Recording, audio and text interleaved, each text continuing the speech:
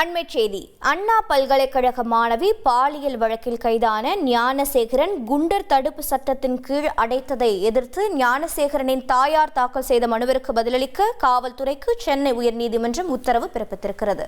விவரங்களை செய்தியாளர் சுரேஷ் வழங்கிட கேட்கலாம். சுரேஷ், வணக்கம். விவரங்கள் என்னென்ன?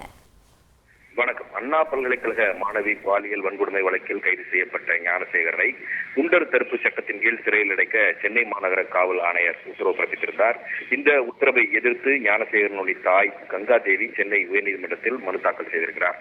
அந்த மனுவில் தனது மகன் மீதான பாலியல் வழக்கு 2024ஆம் ஆண்டு டிசம்பர் மாதம் பதிவு செய்யப்பட்டிருக்கக்கூடிய நிலையில் இவர் மீது குண்டர் சட்டத்தை பயன்படுத்த வேண்டும் என்ற ஒரே நோக்கத்திற்காக 2019ஆம் ஆண்டு பதிவு செய்யப்பட்ட பழைய வழக்குகளை எல்லாம் காரணம் காட்டியிருக்கிறது காவல்துறை என்ற ஒரு புகாரை அவர் அந்த மனுவில் தெரிவித்திருக்கிறார். மேலும் எந்த விதிகளையும் பின்பற்றாமல் ஏதோ ஒரு அழுத்தத்தின் காரணமாக ஞானசேகரனை காவல்துறையினர் குண்டர் சட்டத்தில் சிறையில் அடைத்திருக்கிறார்கள். அதனால் அந்த உத்தரவை ரத்து செய்ய வேண்டும் என்று அந்த மனுவில் அவர் கோரிக்கை வைத்திருந்தார்.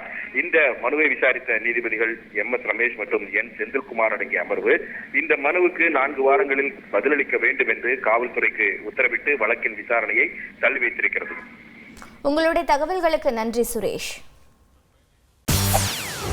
செய்திகளை உடனுக்குடன் தெரிந்து கொள்ள உடனே சப்ஸ்கிரைப் பண்ணுங்க.